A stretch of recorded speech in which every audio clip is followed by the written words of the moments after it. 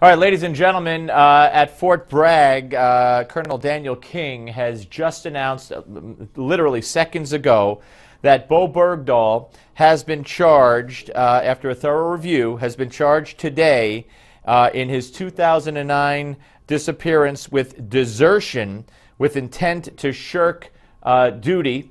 And also, that's one count. And also one count, which is Article 85. Actually, that's the 85. One count under Article 85, desertion with the intent to shirk important or dangerous duty, and one count under Article 99, misbehaving before the enemy and endangering his fellow soldiers. So that's where we are, and the next step is a preliminary hearing to determine if there is enough evidence for a court-martial. From what I understand, that will take place at Fort Sam in Houston. That's an Article 32 hearing, and from there, all kinds of steps after that.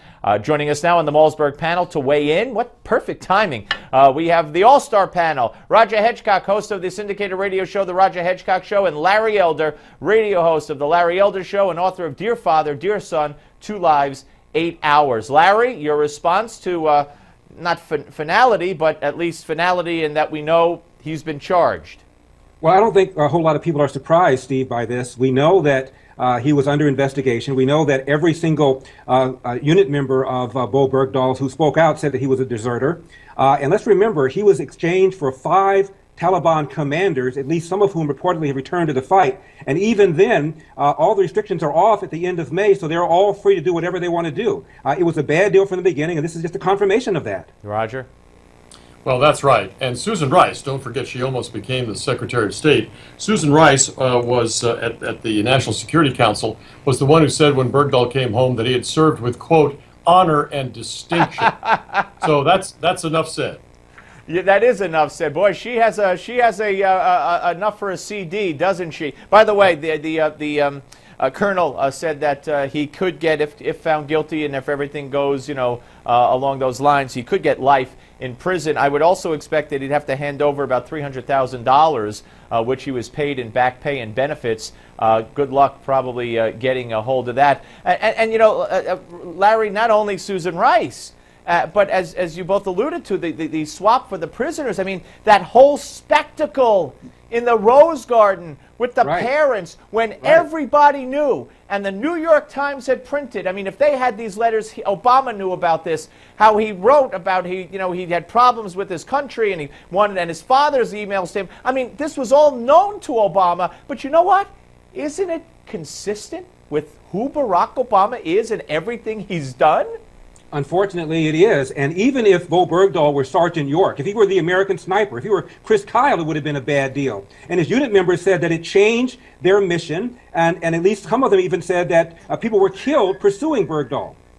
Yeah, Roger, it's just another slap in the face to Obama, but I'm kind of starting to believe if he doesn't like these slaps in the face, whether it's the election results last November, the Netanyahu victory, and now this, if he doesn't like it, he at least doesn't mind them. You know, Steve, I may have lived too long because I remember that Franklin Roosevelt, when they had a deserter in World War II, they hung that deserter. In this presidency, we trade that deserter. We want him back. We love him. He served with honor and distinction. And hey, we'll give you all your field combat commanders back because we just want to make it fair. We want to make it even. We don't want everybody's going to get a trophy here. This liberalism has gone completely berserk. You know what I'm waiting for, guys? Seriously, I'm not kidding.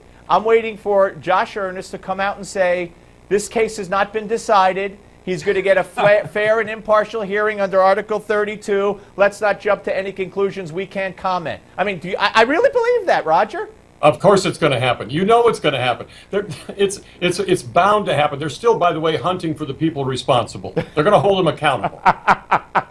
Oh, Larry, where does this end? At least his comrades, who, many who risked their lives, and in memory of those who were killed and wounded, looking for him, at least I hope they could take some satisfaction in this. Well, this is also, however, the same team that currently is negotiating with the Iranians for a cessation of their nuclear program, the same team that negotiated with the Castro brothers to change our policy against Cuba, and since then a whole bunch of other political prisoners have been arrested. I don't know that this is going to give Bo Bergdahl's colleagues any comfort, since this is the same administration that's still in charge for the next couple of years or so. Yeah. All right, guys, we'll be back. More of the Malzberg panel with Larry Elder and Roger Hedgecock. Don't go away. We're coming back. We have a lot to talk about, including why won't Obama meet with the head of NATO? Last I heard, he wasn't Israeli. Don't go away.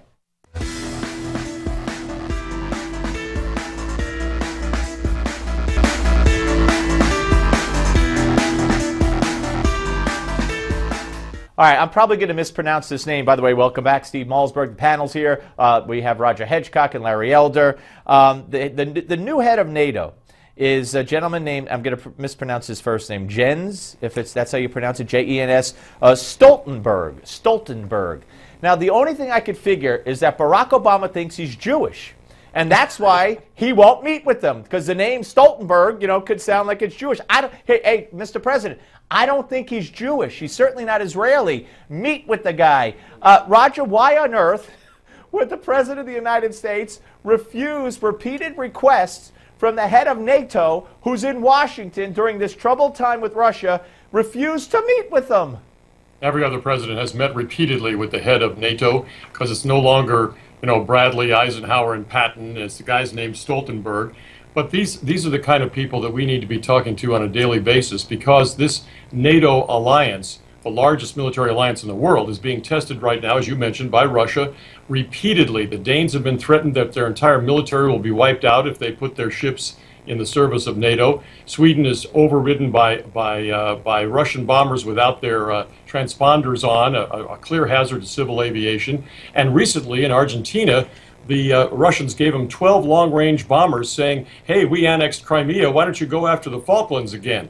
The Russians are just playing bully in the play yard, and Obama's cowering with his bicycle helmet on over in the corner. Yeah, Larry, it's inexplicable. Well, as Roger pointed out, there's no shortage of crisis spots in the world, not least of which, of course, is the Russian moves in the Ukraine. Maybe if the NATO leader took up golf, he might be able to arrange a meeting with the president. I don't know. All right, now let's transition. Thank you. Let's transition right in to this. I mean, this is just, look, this should be called the insane panel. It should be called the insane show. It should be called the insane country. That's what we're living in, because Iran, according to again the IAEA says Iran is not being transparent. They have no way of knowing. They have not gotten information from Iran as to satisfy the IAEA that Iran is not, that they're obeying and doing what they're supposed to do with regard to their nuclear program. Yet Obama repeatedly says they've lived up to the agreement so far. What could you say? I don't care. You somebody jump in, Larry. Steve, Washington Post front page article talked about all of this cheating going on right now today. And Obama insists that the program has been slowed down, has been reduced. John Bolton, the former ambassador for the United Nations, says that they've stepped it up. And the Washington Post seemed to suggest that they stepped it up. Somebody's not telling us the truth.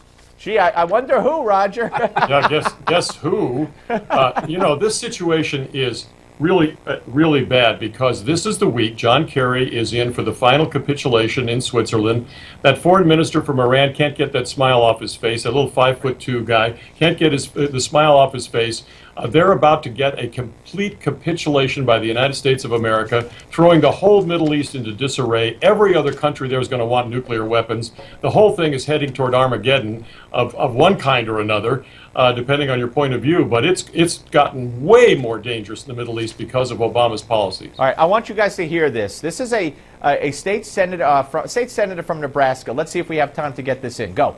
If I was going to carry a weapon, it wouldn't be against you. It wouldn't be against these people who come here that I might have a dispute with. Mine would be for the police. And if I carried a gun, I'd want to shoot him first and then ask questions later. All right, that's State Senator Ernie Chambers, a Democrat, longest-serving senator in Nebraska. We got 10 seconds each. Roger. Well, he's also the angriest black man in Nebraska, according to the Nebraska press. He ran for a governor in 1994 and got 4% of the vote, less than 1%. He is, you know, a gadfly there. He's been there since 1970, and he's constantly playing the race card and the race. Larry? And police shootings over the last 30, 40 years are down 70% against black people. That's a little factoid that the a lawmaker might want to know. All right. Like I said, the all-star panel, Roger Hedgecock, Larry Elder, thank you both. Enjoyed it. All right, Give Me Five is next, folks. Don't go away.